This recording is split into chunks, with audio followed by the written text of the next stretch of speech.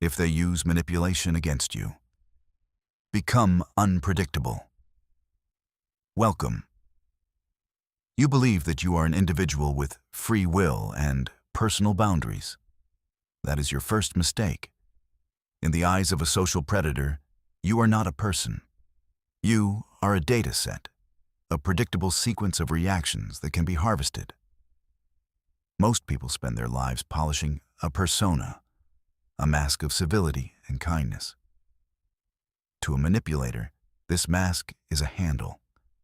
It is how they grab you, turn you, and break you. If they can predict your goodness, they can own you. My task is to strip away your sentimentality. I will not teach you how to be better.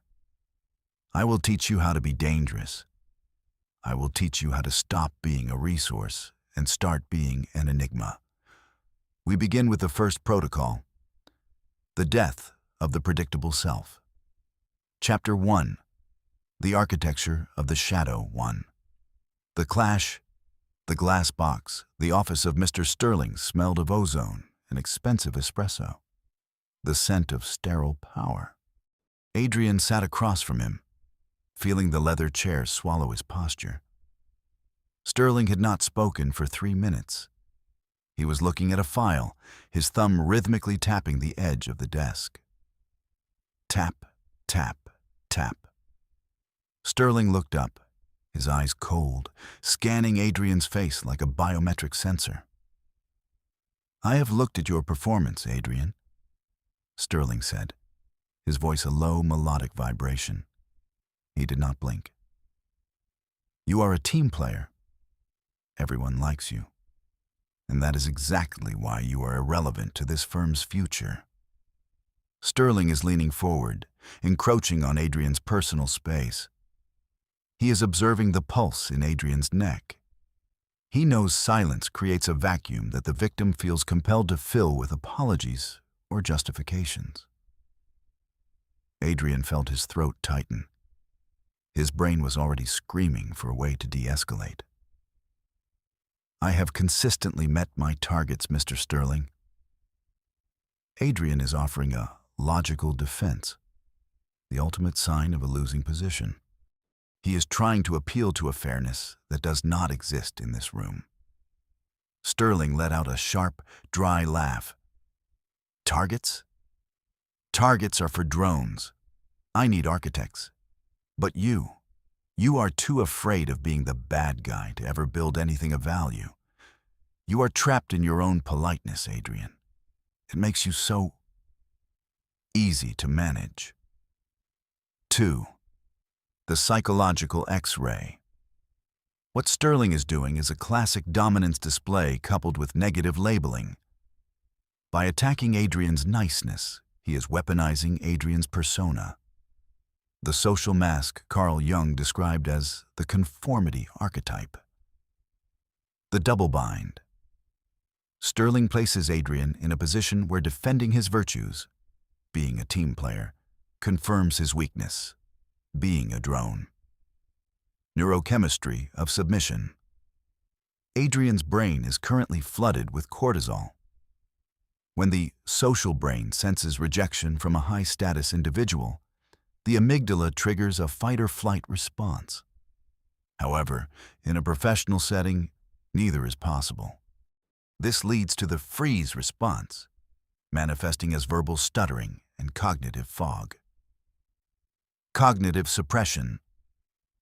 Sterling uses the 3-minute silence to induce high-state anxiety, lowering Adrian's IQ by forcing his prefrontal cortex to waste energy on social scanning, trying to guess what the predator thinks. 3. The psychological precedent. The Asch conformity experiments. In the 1950s, psychologist Solomon Asch demonstrated how easily the individual is crushed by the need to belong. In his experiments, a subject was placed in a room with actors who all gave a blatantly wrong answer to a simple visual question. Over 75% of participants conformed to the wrong answer at least once. Why? Because the brain perceives social isolation as a physical threat to survival. Adrian is a victim of this evolutionary hardware. He is so afraid of not belonging to Sterling's inner circle that he is willing to accept Sterling's definition of his own character. He is conforming to the role of the weak employee because the alternative, confrontation, feels like social death. 4. The counterstrike. Integrating the shadow. To survive Sterling, Adrian must employ Jungian strategy number 1. Shadow integration. Jung argued that the shadow contains all the parts of ourselves we deny: our aggression, our selfishness, our capacity for cruelty. If you do not own your shadow, it will be used against you. The lesson: rule of radical unpredictability. If you are perceived as good, you are a tool. If you are perceived as capable of anything, you are an ally. Adrian stopped trying to justify himself. He let the silence return. He leaned back, mimicking Sterling's posture, and let a slow, chilling smile spread across his face, a smile that did not reach his eyes. "You are right, Mr. Sterling," Adrian said, his voice dropping an octave. "I have been playing the team player role. It has been an excellent way to see where all the bodies are buried in this department without anyone suspecting I was looking. But if we are moving past the masks, let us talk about the offshore accounts you have been using to hedge against the merger." Adrian has moved from defense to total war. He stopped being the good employee and became the blackmailer. He integrated his shadow. 5. Sensory immersion. The temperature in the room seemed to drop 5 degrees. The hum of the server rack in the corner sounded like a distant, predatory growl. The smell of Sterling's expensive espresso now felt cloying, like the scent of an old funeral. Adrian watched Sterling's pupils dilate, the unmistakable physiological sign of fear. The predator had just realized he was locked in a cage with something he did not recognize. We continue the dissection. You have already understood that your social mask is your Achilles heel. Now we will move to a more subtle tool: how predators use your biological need for intimacy to turn you into an obedient puppet. Chapter 2. The Mirror Labyrinth and Perverted Empathy. The Clash Phase. Dinner with the Void. The restaurant Obsidian was filled with a muffled hum and the scent of expensive leather and truffle oil. Julian sat opposite Elena. His movements were frighteningly synchronous with her own. When she raised her glass to her lips, he did the same a second later. When she tilted her head, he mirrored her tilt exactly. "Elena, I have never met a person who understands the essence of things so deeply," Julian said, his voice enveloping her like heavy velvet. He looked her directly in the eyes without looking away, creating the illusion of absolute presence. Julian is using isopraxism, the unconscious imitation of gestures. He is hacking her limbic system, sending a signal: "I am the same as you. I am safe. We are one." In reality, he is scanning her for vulnerabilities, looking for the front door to her psyche. Elena felt a warm, almost narcotic intoxication spreading within her. "He sees the real me. Finally, someone understands," flashed through her mind. But her analytical part, trained for survival, recorded an anomaly. His pupils did not dilate from sympathy. They remained narrow and motionless, like those of a reptile. Probability of sincerity: 0.04%. Probability of love bombing simulation: 98.2%. If I reveal myself now, he will gain access to my emotional triggers. He wants me to invest trust in him so that he can later collapse this asset. "You seem so familiar," Elena whispered, intentionally leaning forward. She is testing him. She gives him what he wants, a hook, to see how deeply he is willing to swallow it. 2. The psychological X-ray phase. What Julian is doing is called mirroring in social psychology, combined with love bombing. Mechanism of attack. The manipulator creates an artificial resonance. He becomes your perfect reflection. You do not fall in love with him, but with the best version of yourself that he broadcasts to you. Terminology: emotional mimicry. This is identity theft. He steals your speech tempo, your values, and your fears to use them against you in the devaluation phase. Neurochemistry. A storm is currently happening in Elena's brain.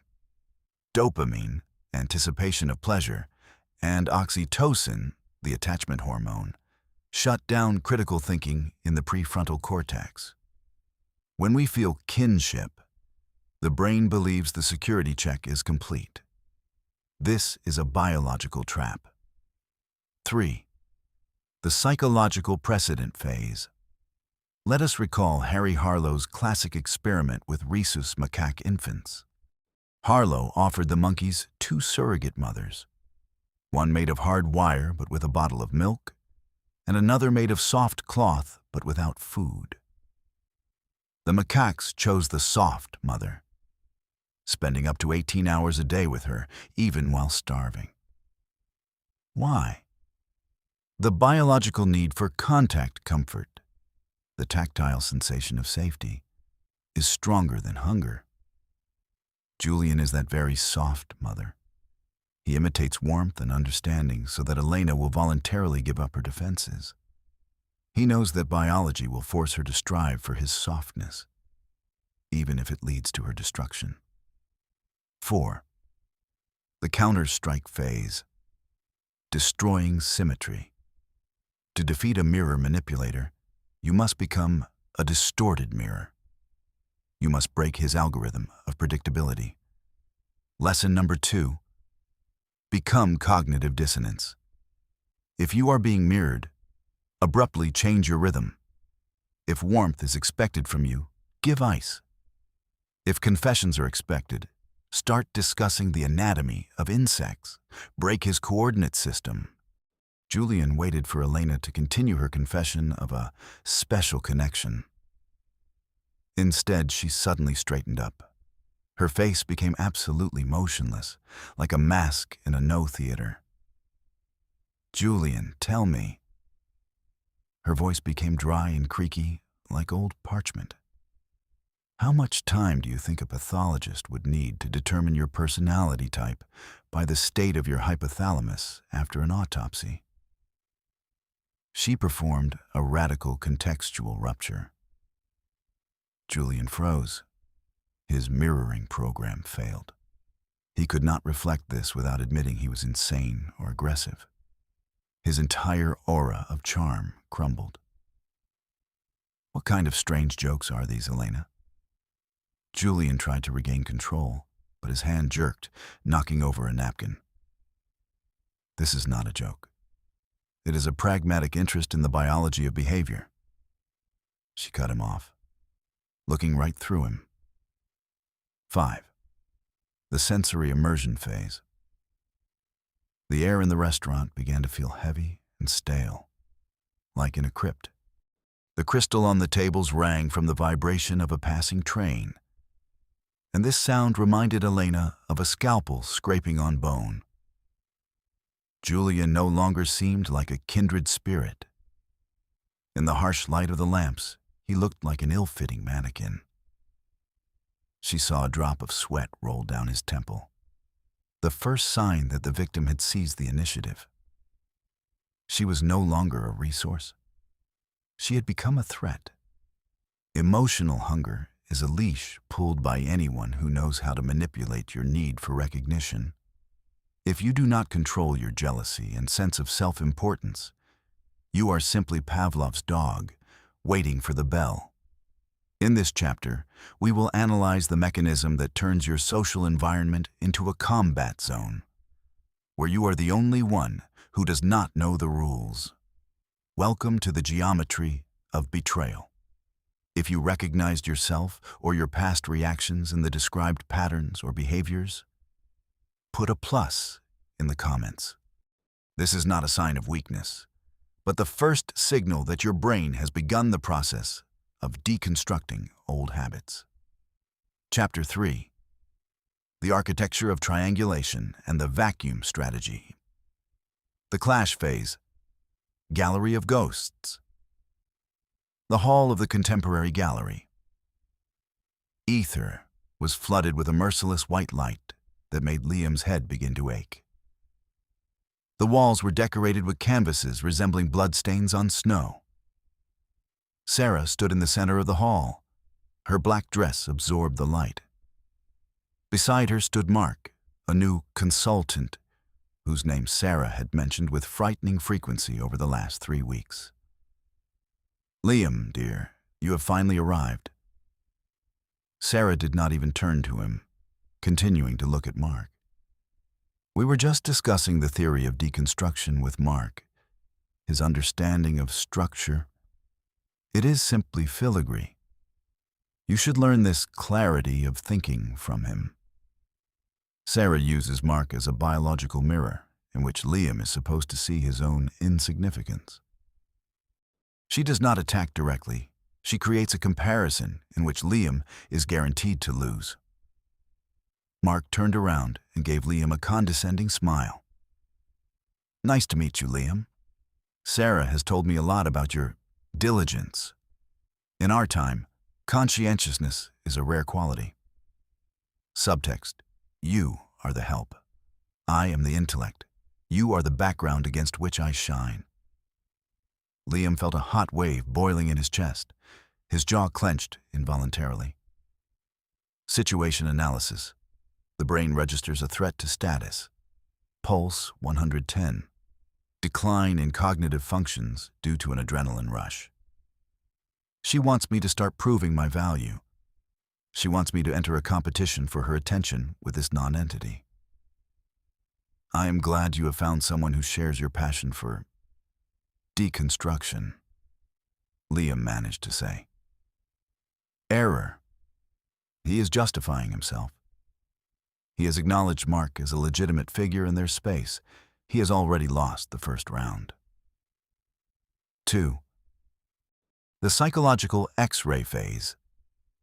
Sarah is using triangulation, a classic maneuver of narcissistic and borderline personalities. Mechanism of attack. The manipulator introduces a third party, real or fictional, into the relationship to create competition. This deprives the victim of a sense of security and forces them to fight for the tyrant's favor. Terminology. Induced instability. Your position in the pack is suddenly called into question.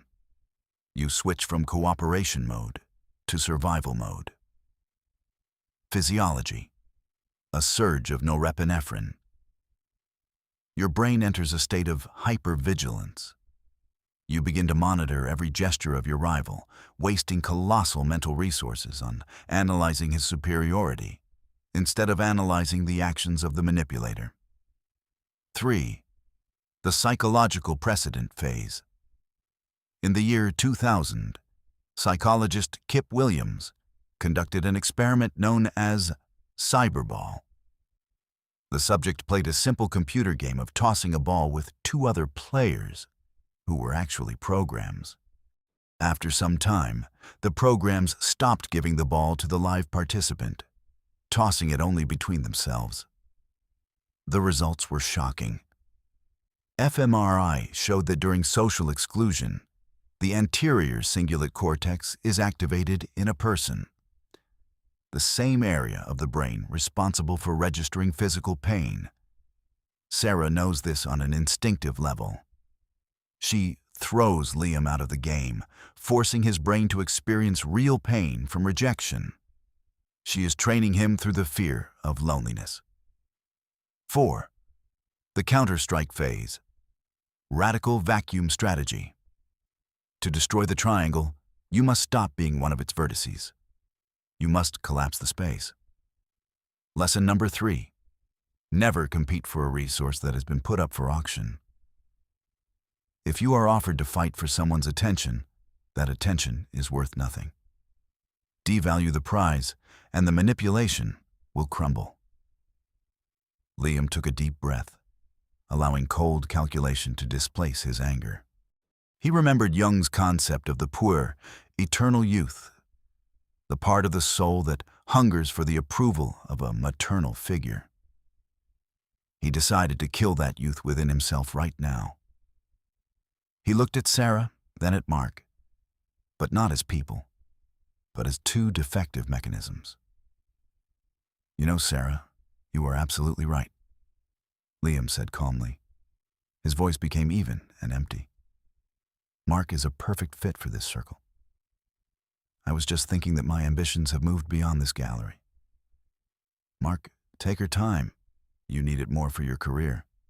Good luck with the deconstruction. I have to go to a meeting that actually matters. Liam applied an information vacuum. He did not just refuse to fight. He handed the prize, Sarah, to his rival as unnecessary ballast. He destroyed her power by showing that her attention was no longer currency. Sarah froze for a moment. Her mask of dominant goddess cracked. A micro movement of the eyebrows upward. A sign of genuine surprise and fear of losing control. She did not expect the resource to leave the shelf on its own. 5. The sensory immersion phase. Liam walked toward the exit, and the sound of his heels on the polished concrete sounded like gunshots. The scent of Sarah's expensive perfume, which had previously seemed alluring to him, now smelled of formaldehyde. The scent of something dead put on display. The gallery light no longer blinded him. It seemed like just a cheap attempt to hide the emptiness behind sterility. He stepped outside into the cold night air, feeling the adrenaline tremor replaced by the icy calmness of a predator that has just stepped out of a trap, leaving behind only old skin. Your trust in your own memory is the last thread holding you in reality. The manipulator knows. If this thread is cut, you will turn into an obedient ghost wandering in the fog of someone else's suggestions. We move to the most destructive type of psychological abuse. Here they do not hit you in the face. Here they erase your personality. Chapter 4. Gaslighting and the reality anchor strategy. The clash phase. Erasing facts. It was too hot in Victor's living room. Outside, freezing rain was falling, drumming against the glass with aggressive persistence. Chloe sat on the edge of the sofa, clutching a folder in her hands. Victor, we discussed this last Thursday. You promised to sign the transfer of rights if I closed the deal with the Apex Fund. I closed it. Here are the documents.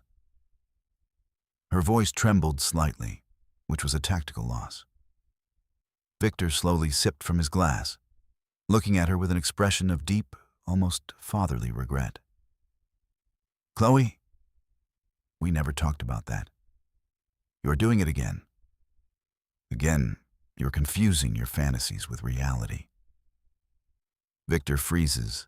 His face becomes absolutely symmetrical, a sign of controlled lying. He uses a soft tone so that the contrast between his calmness and her growing anxiety looks like proof of her mental instability.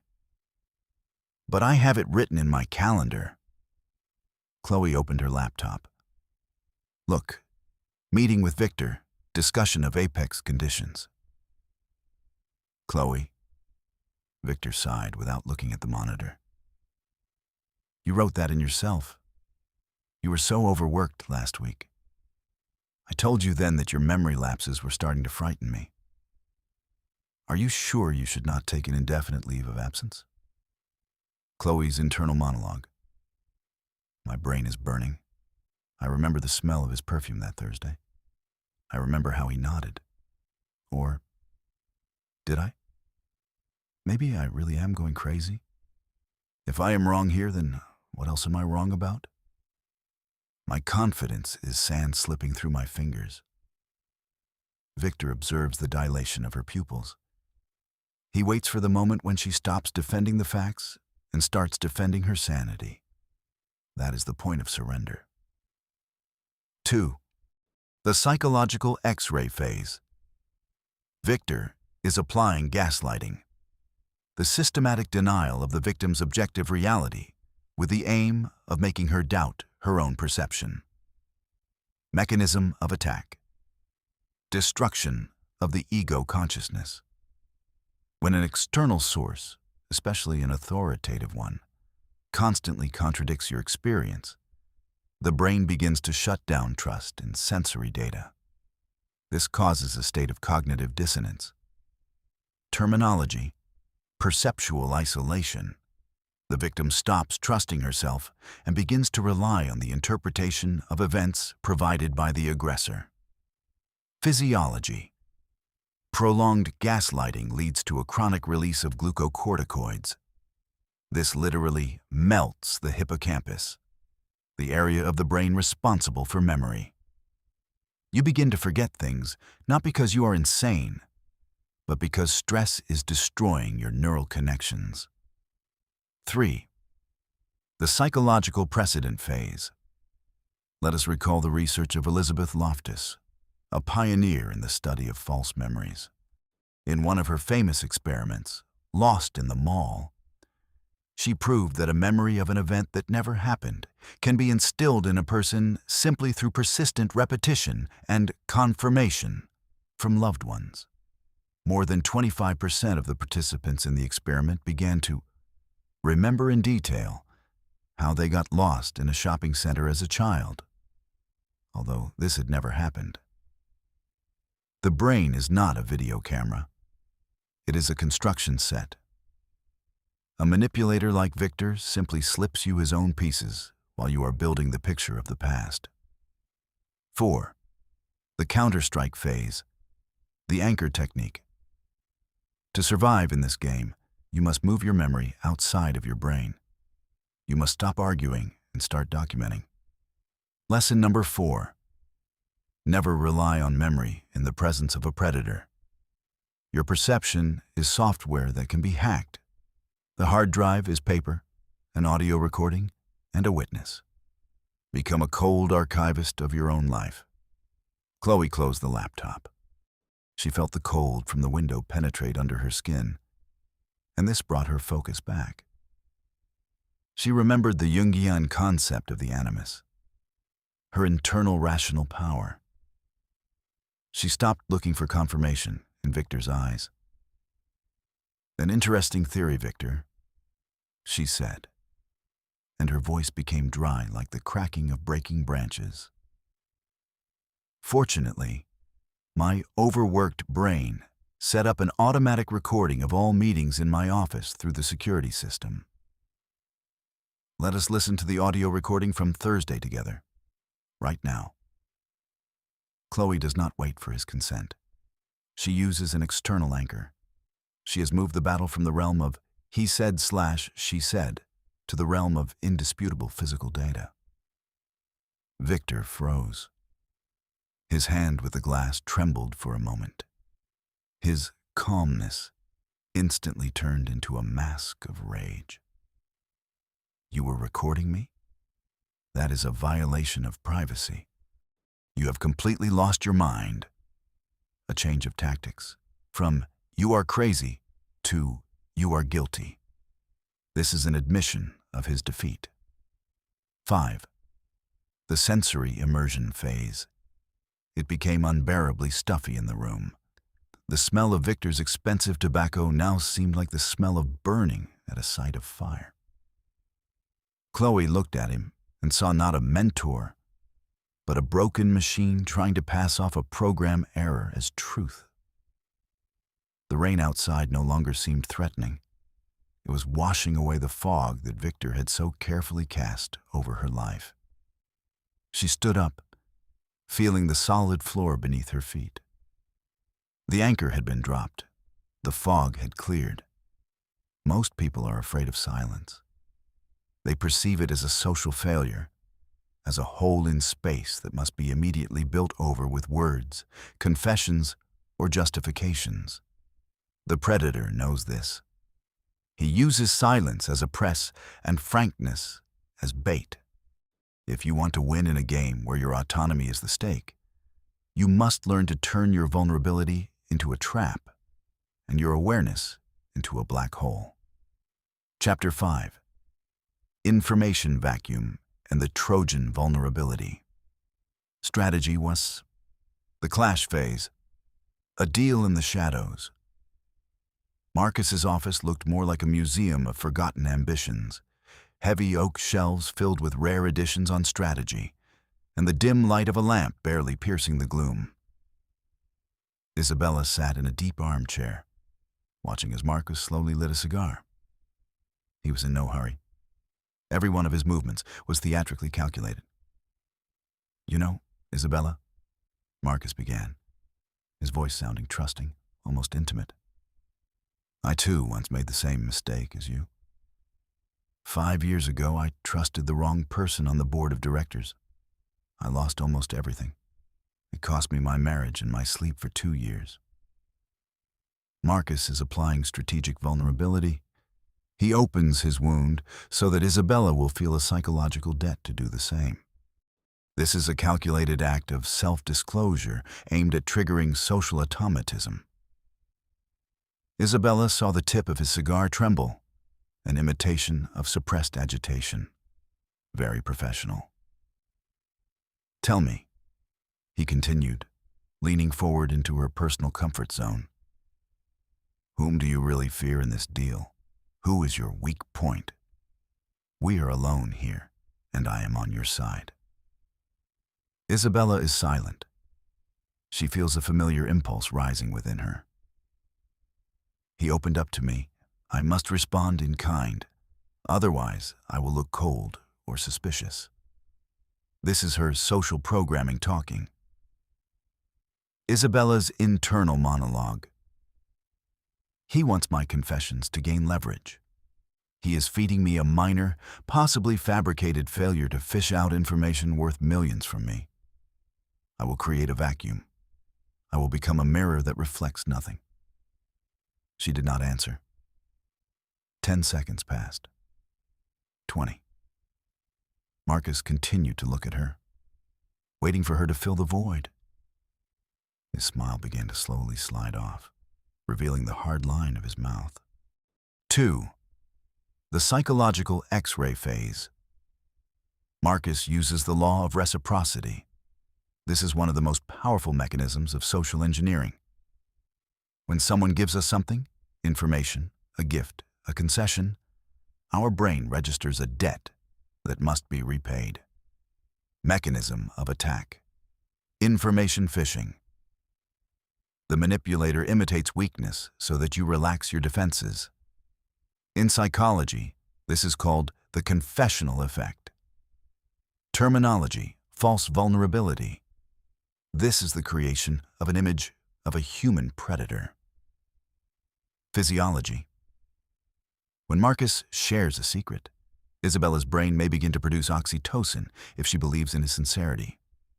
Oxytocin reduces the activity of the amygdala, the fear center, and increases trust. Marcus is literally trying to chemically shut down her paranoia. The psychological precedent phase. In 1966, psychologist Elliot Aronson described a phenomenon known as the pratfall effect. The essence of the experiment was that people considered a highly competent person more attractive and trustworthy if he made a small mistake. For example, spilled coffee on himself. A mistake makes the ideal human. Marcus uses this effect intentionally.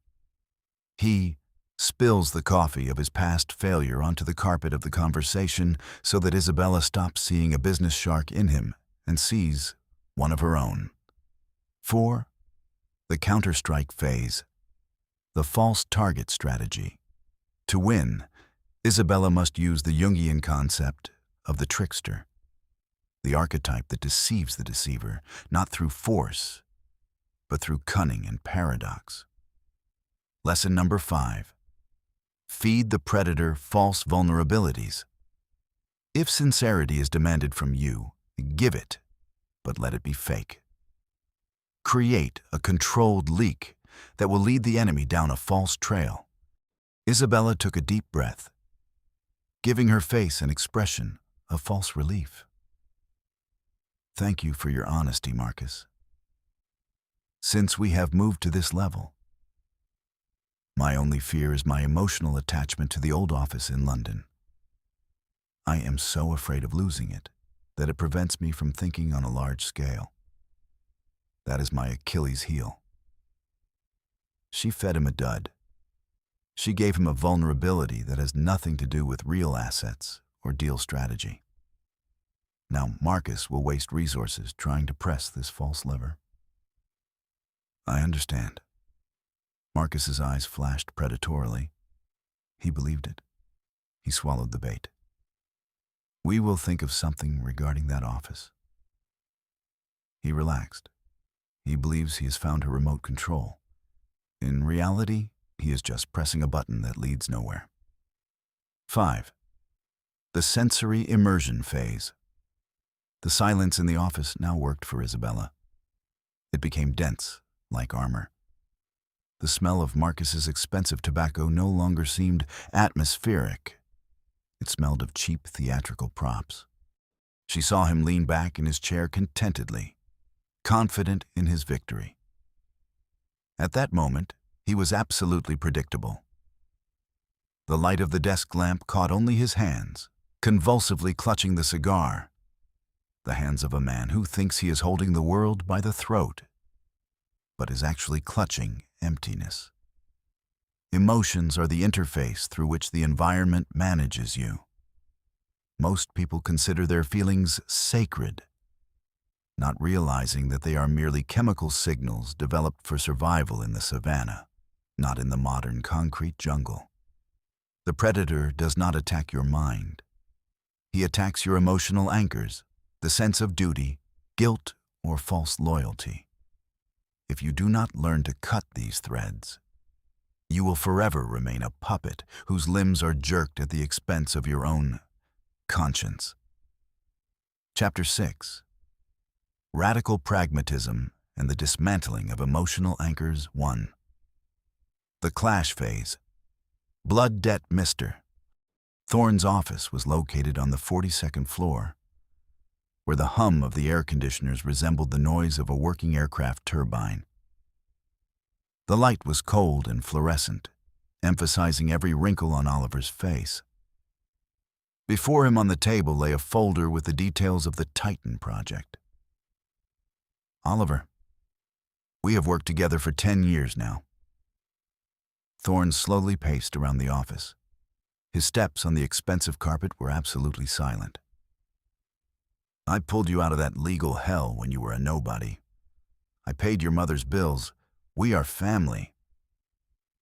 Thorne is using moral blackmail. He is presenting a bill for past services to devalue current exploitation. He calls the corporation a family to erase the boundaries between a professional contract and personal debt. I remember that, Mr. Thorne, and I am grateful. Oliver felt a cold knot tightening in his stomach. This was an emotional anchor, guilt disguised as gratitude. Then you understand why you specifically must sign this report. Thorne stopped right behind Oliver's back, placing a heavy hand on his shoulder. Yes, there are inaccuracies in the safety calculations. But if the project is closed, the firm will go under. You will let us all down. You are not a traitor, Oliver, are you? Oliver's internal monologue. Probability of imprisonment upon signing, 65% within 3 years. Probability of dismissal upon refusal, 99%. He is pressing on the biological need for loyalty to the group. My brain signals a threat of expulsion from the tribe. If I sign, I become an accomplice. If not, I become an outcast. He expects my gratitude to blind my survival instinct. Thorn slightly squeezed Oliver's shoulder. This is a tactile anchor reinforcing the verbal suggestion. He physically broadcasts, I control you. 2.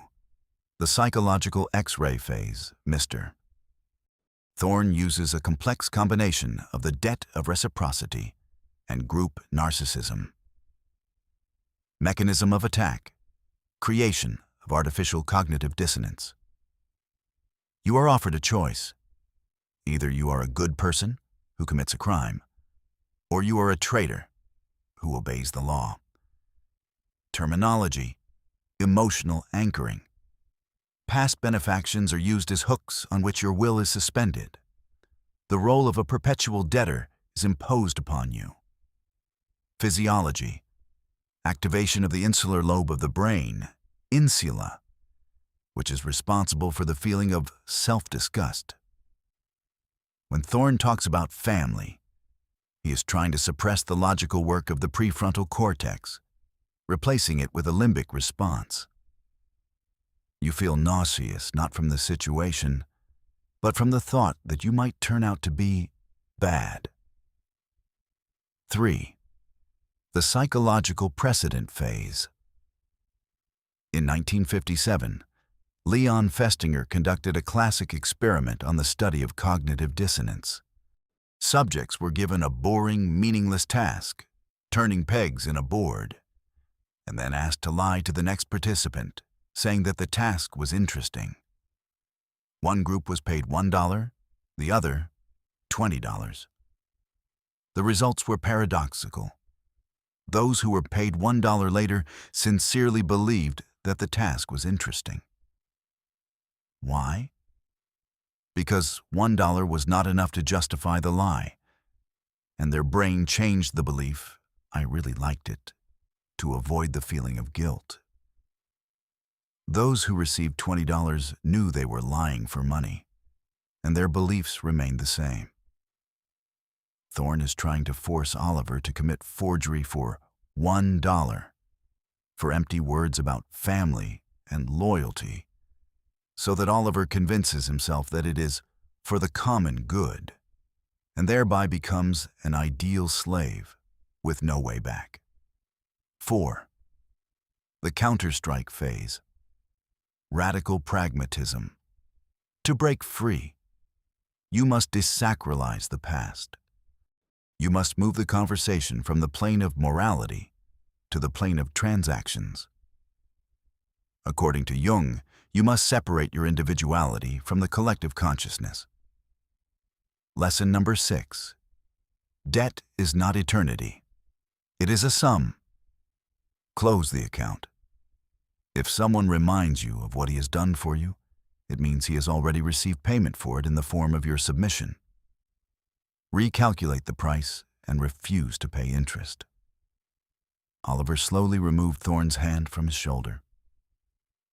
He did not turn around.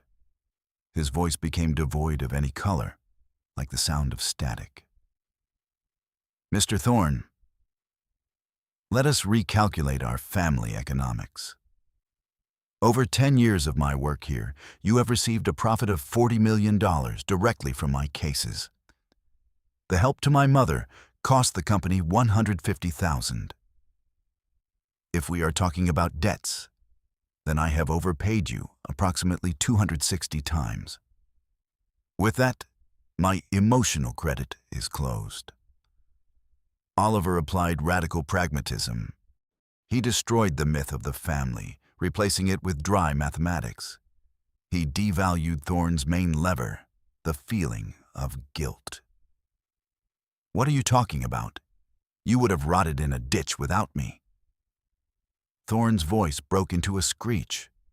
The father mask flew off, revealing a petty tyrant. Perhaps.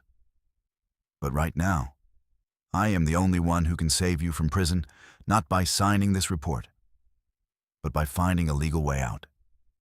However, that will cost you another 10% of the shares. Or you can hire a loyal fool who will sign everything and turn you in at the very first FBI interrogation in 6 months. The choice is yours, Mr. Thorne. This is business. Nothing personal. 5. The sensory immersion phase. It became so quiet in the office that one could hear the blood humming in one's ears. The smell of ozone from the air conditioner became sharp, causing a slight tingling in the nose. Oliver looked out the window, where the city lights resembled micro-circuits scattered over black velvet. He no longer felt like part of the mechanism. He was the operator. Thorne stood behind him, breathing heavily, and in that sound Oliver heard not a threat, but the wheezing of a trapped beast whose traps no longer work. When you stop understanding where the truth ends and a skillful lie begins, you cease to exist as a subject. Your consciousness is a navigator. If you clog its frequencies with noise, you will crash into the very first wall the manipulator points out to you. In this chapter, we will study how to turn your confusion into your most powerful armor. Chapter 7. Information Entropy and the Event Chaos. Strategy 1. The Clash Phase. Shifting Poles. The meeting room at Arcane Systems resembled an operating theater. Cold metal, white glass, and Dr. Aris sitting at the head of the table. His face was devoid of wrinkles, as if he had erased them along with his conscience. Julian, a talented security systems architect, felt reality beginning to delaminate. Julian, the report you sent this morning contradicts the logs we received from the server at 1400. Aris said, slowly flipping through empty pages in a folder. Dr. Aris, I did not send a report this morning. I only finished it 10 minutes ago. Julian placed the flash drive on the table. His hands were dry, but everything inside was trembling. Strange. Your assistant, Kevin, confirmed receipt. And what is more, he said that you asked to make edits to the crypto protection section, which is not in this project at all. Aris intentionally tosses in 3 contradictory facts in 30 seconds. He uses Kevin as a false witness, creating an effect of social isolation.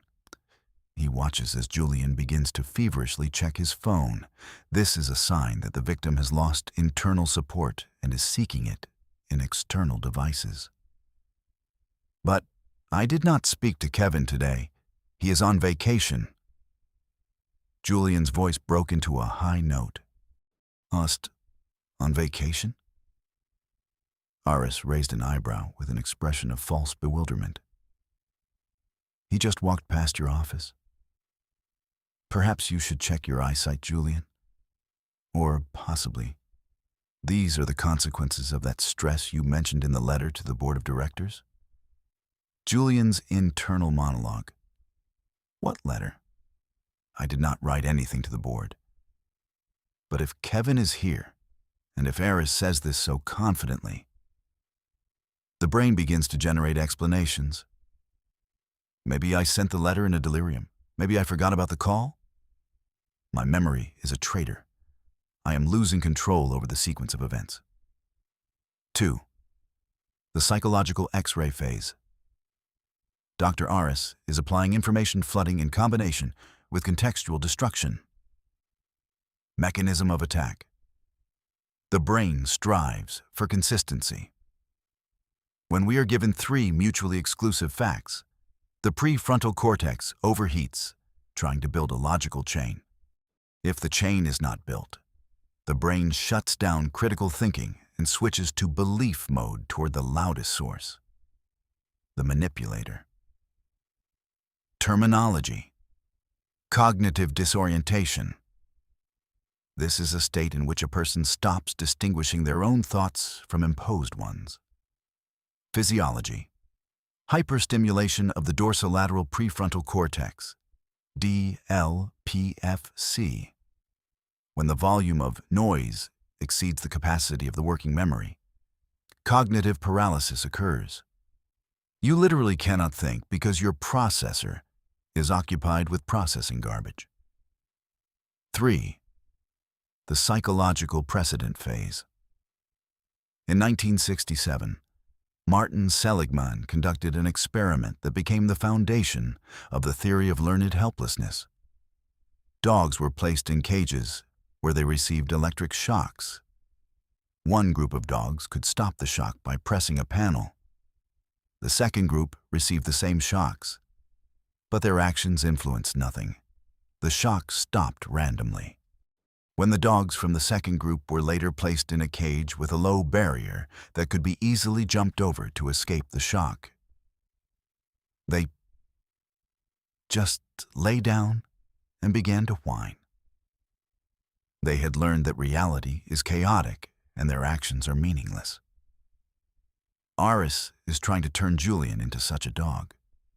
He makes the environment unpredictable so that Julian stops resisting and accepts any truth the master offers. 4. The counterstrike phase. Radical unpredictability strategy. To survive in chaos, one cannot try to order it. One must become the chaos oneself. This is Jungian work with the archetype of chaos, the recognition that order is illusory. Lesson number 7. Do not try to logically explain nonsense. Respond with nonsense of a higher order. If a manipulator breaks your reality, do not glue it back together. Break it completely and start playing by rules that do not exist. Julian suddenly fell silent. His gaze, which had been darting around the room, fixed on Aris. He understood. Aris is waiting for a logical justification. Instead, Julian slowly took the folder, tore a page out of it, and began to make a paper airplane out of it. "Dr. Aris, you are absolutely right," Julian said. His voice became frighteningly calm, almost lifeless. "I saw Kevin too, but he was not alone. With him was a man from the tax service in a suit made of foil. And they both asked to tell you that Project Titan now belongs to the Queen of England. You did receive that notification by telegraph, right?" Julian performed a nihilistic pivot. He refused the role of rational victim. He mirrored Aris's absurdity, leading it to a logical dead end. Now Aris must either admit that Julian is insane and lose a valuable employee right now, or admit that his own manipulation is not working. "Julian, what kind of nonsense are you talking?" Aris lost his cold rhythm for the first time during the meeting. "Nonsense." Julian launched the airplane directly into Aris's face. "I am just following your information entropy protocol. If Kevin is here and the report is not, it means we are both in a simulation. And in this simulation, I just erased all data from the arcane servers. Or did I? Check the logs, Aris, if you can distinguish them from my fantasies." 5. The sensory immersion phase. A silence fell over the room, so thick that it could be felt by the skin. It smelled of ozone and burnt paper. The daylight lamps above the table began to flicker, creating a stroboscopic effect in which Aris's face jerked like that of a malfunctioning android. Julian felt a strange lightness. The responsibility for truth no longer weighed on him. In a world where everything is a lie, he became the only one who was not afraid to dance in it. He stood up and walked out without looking back, leaving Aris alone with the paper airplane, the only real object in that office. You have passed through the circles of mental hell. You have learned to break mirrors, drop anchors, and dance in chaos. But all of this was merely preparation. A manipulator is a parasite that feeds on your belief that there is a higher power over you. The law, morality, the opinion of the majority, or authority. In the final chapter, we will kill the last god, your fear of your own power. We will combine all the strategies into one shadow atlas. You are no longer a victim trying to survive. You are the architect who decides who is allowed to exist in his reality. Chapter 8. The Will to Power and Integration of the Shadow Atlas 1. The Clash Phase. A throne room of glass. The top floor of the Aegis Tower hovered above the clouds. The walls of polarized glass turned the sunset into a bloody massacre. Mr. Vane, the founder of the corporation, sat at a table made of a solid piece of obsidian. Around him stood members of the board, faceless shadows in expensive suits. Silas stood in the center. His reflection in the black stone of the table seemed more real than he was. Silas, you have done an excellent job destroying our competitors with their own methods. Vane smiled, but that smile was only a contraction of muscles that did not touch the eyes. But you have become too sharp a tool. We have decided that it is time for you to go into honorable retirement. Your accounts are frozen, your access is revoked. You are free. Vane broadcasts absolute superiority. He does not threaten, he states a fact, as if he were turning off a broken lamp. His posture is relaxed, his chin slightly raised. This is the biological signal of a dominant alpha who does not expect resistance from a tool. Silas was silent. He felt the silence in the room vibrating, like a string before snapping. Silas's internal monologue. Analysis of the probability of a physical seizure, 15%. Analysis of the probability of legal prosecution, 80%. They think I am playing their game. They see my persona, the loyal executor. But they do not know that I have already been living in their shadow for 6 months. My pulse is 62 beats per minute. Dopamine level is stable. Serotonin is at its peak. I do not feel fear because I no longer identify myself with this role. I am a will directed toward a result. You forgot one detail, Mr. Vane. Silas took a step forward, crossing the invisible boundary that the shadows of the council tried to maintain. He placed his palm on the obsidian table. The stone was icy. Silas performs a territorial invasion. He physically asserts rights to Vane's space, breaking his hierarchical scenario. 2. The psychological X-ray phase. Vane uses social castration. He tries to deprive Silas of resources, money, status, access, assuming that Silas's personality depends entirely on these external attributes. Mechanism of attack. Hierarchical suppression. The group tries to expel an individual who has become too strong to maintain the stability of the system. Terminology. The Shadow Atlas. According to Jung, when a person fully realizes and integrates his shadow, he stops being an object of manipulation. He becomes an individual, indivisible. He cannot be fired from himself. Physiology. At this moment, the battle between testosterone and cortisol is decided. In a leader, or one who claims that position, the level of testosterone is high, and cortisol, the stress hormone, is low. This gives cold confidence. If Silas shows even a drop of fussiness, his biological rank will drop, and the council will tear him apart. 3. The psychological precedent phase. Let us recall the Stanford prison experiment by Philip Zimbardo, 1971. Ordinary students, given the roles of guards and prisoners, turned into sadists and broken victims in a matter of days. The roles swallowed their personality. Vane and the council believed that Silas is just a prisoner in their corporate prison. But Zimbardo's experiment also showed something else. The only one who did not succumb to the system was the one who maintained a connection with his individuality outside of the roles. Silas integrated the guard and the prisoner into himself, becoming something third. He is no longer playing a role. He creates the rules. 4. The counter-strike phase. The will to power. To win at this level, you must apply lesson number 8. Become the master of your shadow. Manipulation works only when you have something you are afraid of losing.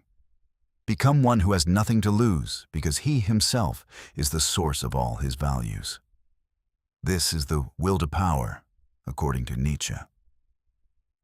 You think you have frozen my accounts? Silas laughed softly, and the sound made some members of the board recoil. I froze them myself 3 hours ago, transferring all Aegis assets to a decentralized escrow protocol. To unfreeze them, 2 keys are needed. One is with me. The second does not exist until I decide otherwise. Silas applied radical pragmatism in combination with an information vacuum. He is not defending, he is setting an ultimatum. He turned his freedom, dismissal, into their prison. You are bluffing. Vane jumped up, his face contorted, turning into a mask of rage. Vane has lost control. His reactivity is a sign of his rank falling. He is no longer the predator. He is the prey caught in a trap. Check your terminals, gentlemen. In 60 seconds, the algorithm will begin destroying data on your offshore deals for the last 10 years. Or we can reconsider the composition of the board of directors. Right now, I do not want your honorable retirement. I want this chair. 5. The sensory immersion phase. The sky outside the window became deep blue-black. In the reflection of the glass, Silas saw Vane shrink like a deflated balloon. The smell of ozone and expensive perfume was replaced by the sharp, metallic smell of fear. The silence in the hall no longer pressed on Silas. It was his ally, his extension. He sat on the edge of the obsidian table, and the sound of his movements was the only thing that mattered in this room. He looked at them like a pathologist looks at corpses that do not yet know they are dead. The psychological investigation was completed. The anatomy of power was dissected. Knowledge of the mechanisms of the psyche is your main freedom. Subscribe to explore the hidden facets of human behavior together. And be sure to write in the comments which psychological pattern or strategy we should analyze next time. Let us seek the truth together.